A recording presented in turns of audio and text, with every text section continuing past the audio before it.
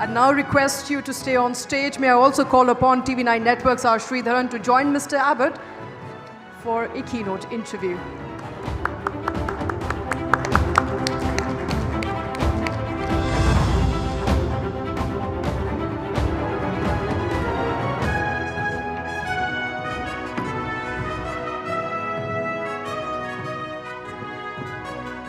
Good morning, ladies and gentlemen, and welcome to the first session of Day 2, News 9 Global Summit. Mr. Abbott, let me start by thanking you, first of all, for what I thought was a very honest and an accurate assessment of where India is today. Why don't we see more such honesty from more Western leaders? Well, it's easier to be honest when you're retired. That's the sad truth. And probably being a bit too candid too often was one of the reasons why I was retired a little bit earlier than I would have liked. So, no, but on a more serious note, if you look at the issue that we are facing with Canada as well, where there seems to be a total lack of appreciation of the problems, what India calls a problem, from a Canadian perspective, that extremists are allowed to operate from foreign soil and attack India. And some countries don't want to recognize that as a problem. So what would you say to such countries? Well, if there were a nest of people operating in New Zealand, for argument's sake, who were determined to create mayhem and violence in Australia, we would be very keen as Australians to have the New Zealand government crack down on such individuals.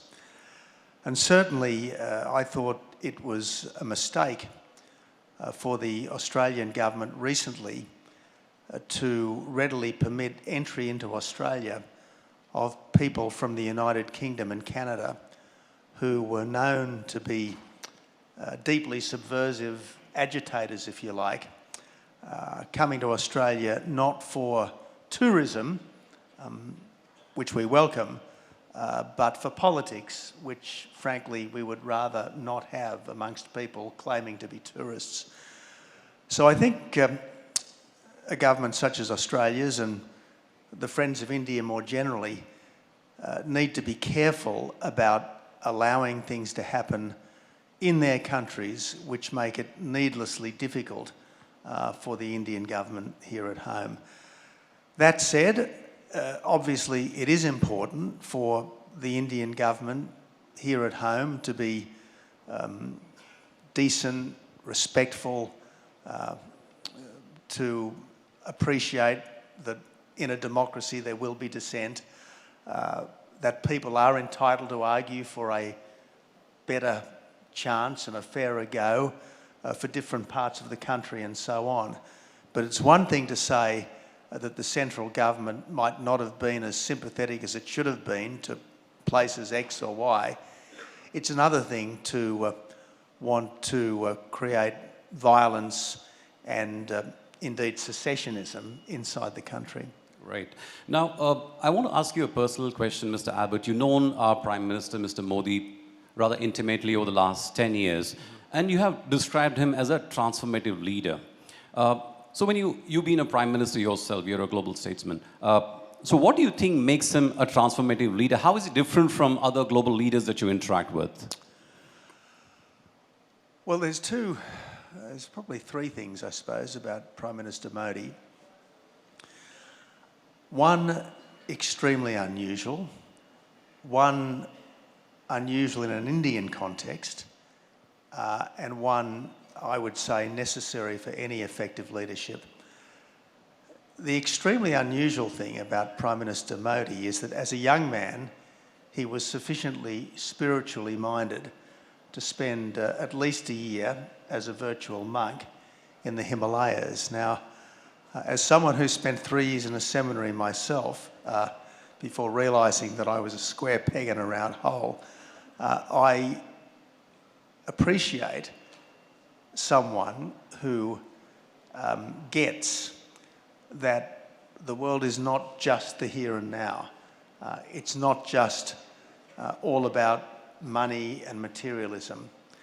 And I think that adds a dimension to Prime Minister Modi which is rare and that people can sense. And I think the inspirational quality that he brings ties back to that.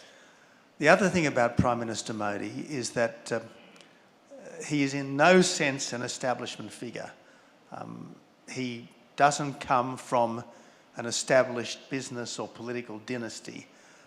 And at least in the early days, he had no links with any such things. And given that for a long time, India was dominated by the Congress, which tended to be very much the establishment, I think in that sense, Prime Minister Modi has been a people's voice in a way that a lot of national politicians haven't always been.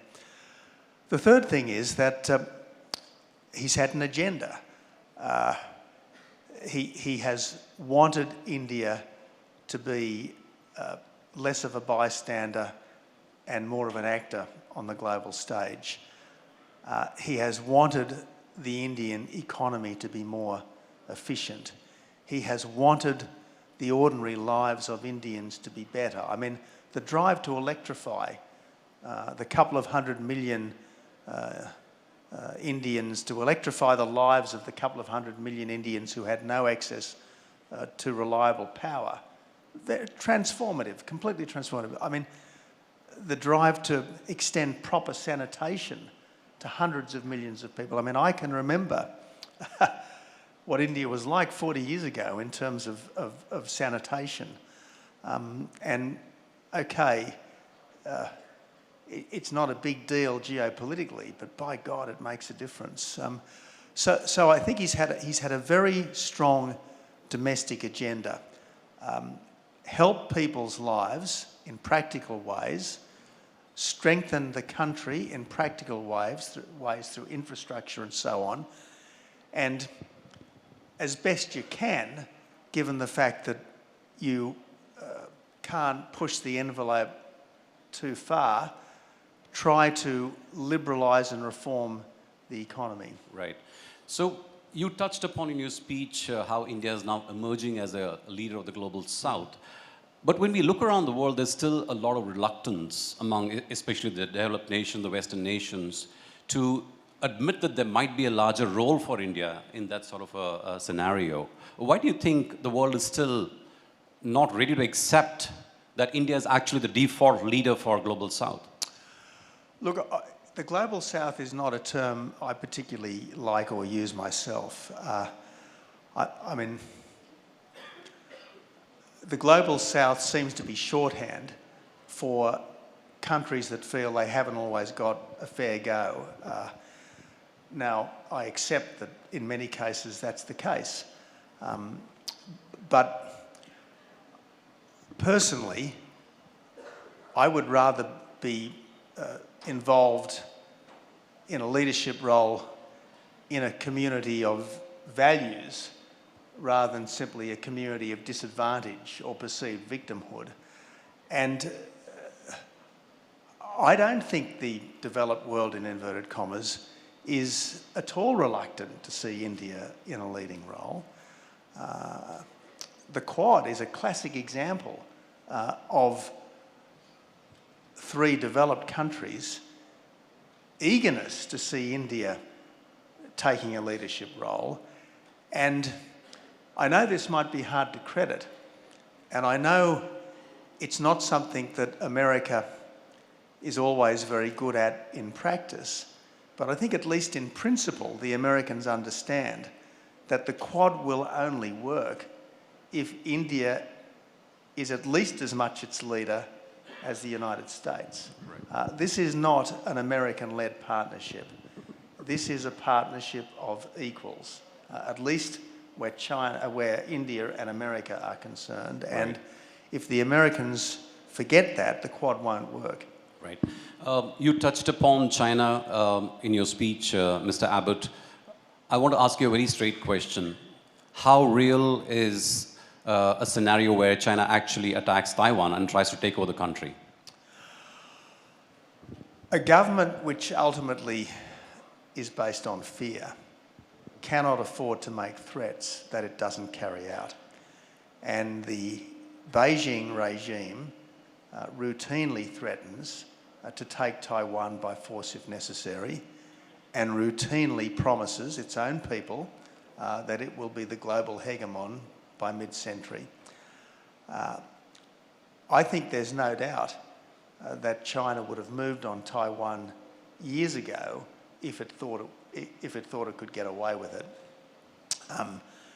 Obviously, until quite recently, there was no real match between China and America militarily. Today, there are enormous questions over whether the American Navy could operate in the Western Pacific without suffering massive losses in a full-scale conflict with China.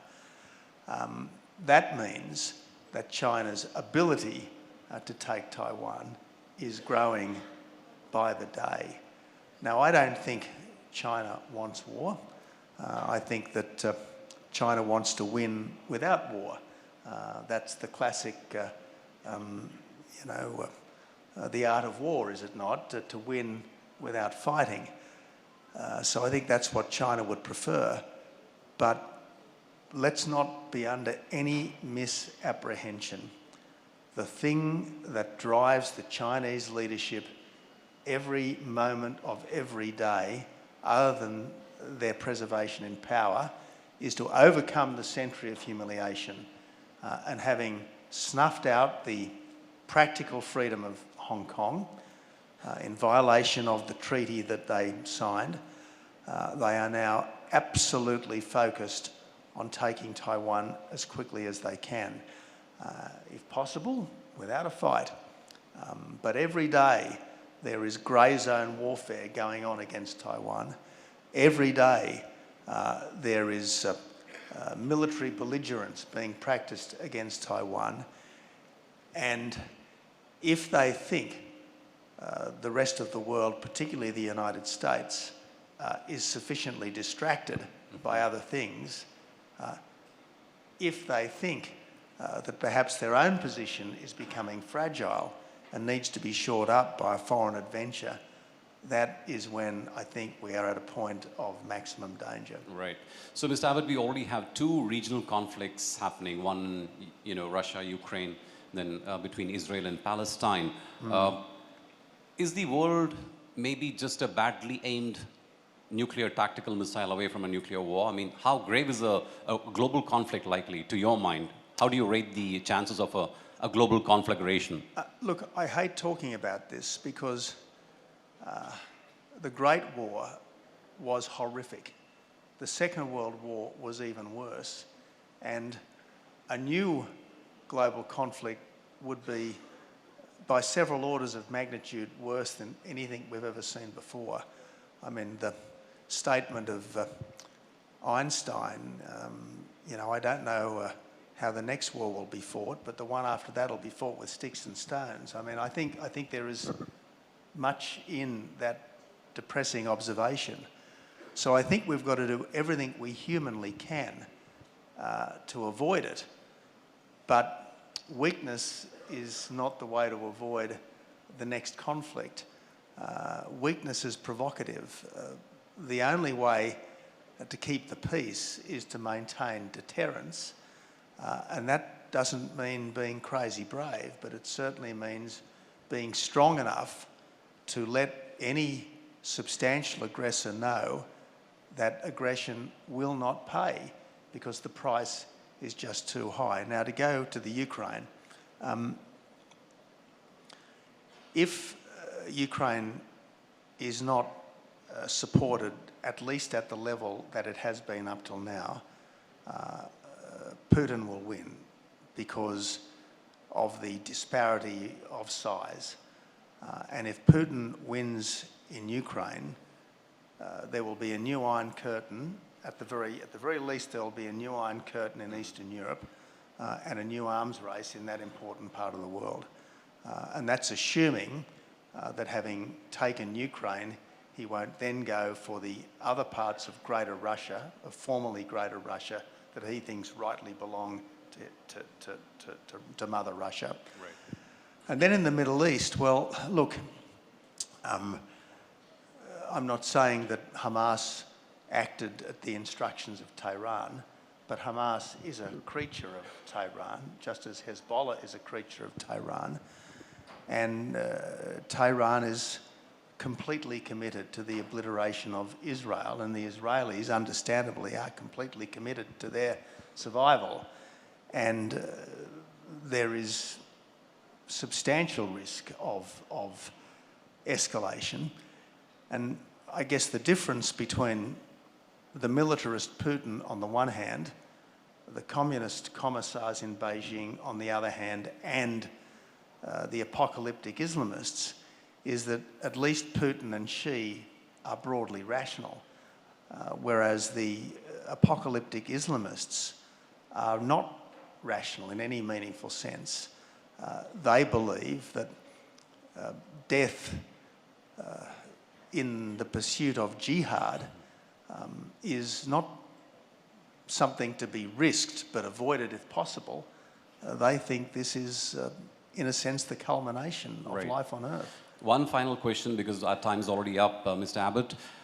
When we talk about the Indo-Pacific region and reframing the relationships there, I think the elephant in the room clearly is China. By all indications, China's economy is going to be in some sort of a slump, at least for the next 5 years. Do you think that's going to lead to some sort of a re-engineering of its own political system? Is it going to have any impact at all? Will the communist grip loosen? What do you think will happen to China, let's say, in the 5 years if the economy doesn't do well? Well, I think the implicit deal that the communists have offered the Chinese people is you surrender your freedom to us and we will give you wealth. And this is why Taiwan is such a problem, because Taiwan shows that Chinese people can be both rich and free, indeed richer in Taiwan than they are in mainland China itself. So any significant slowdown in the Chinese economy is obviously going to threaten such legitimacy that the commissars have. And this is why I think an economically fragile China is more dangerous than an economically successful China, because dictatorships tend to look for a foreign adventure when they need to rally the people and distract the people, if you like, from their own domestic failings. So, yes, it does look like the Chinese economy is in a degree of trouble.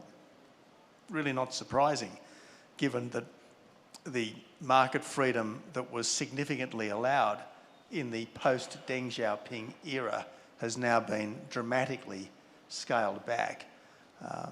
Not surprising that the Chinese economy is in trouble. But rather than have them focus more domestically, it could actually drive a bit of adventurism abroad, which would be extremely problematic and dangerous for all of us. Right. Mr. Abbott, we have completely run out of time, but I really appreciate the candor and the thoughtfulness that you brought to this conversation. Ladies and gentlemen, let's give Mr. Abbott a big round of applause.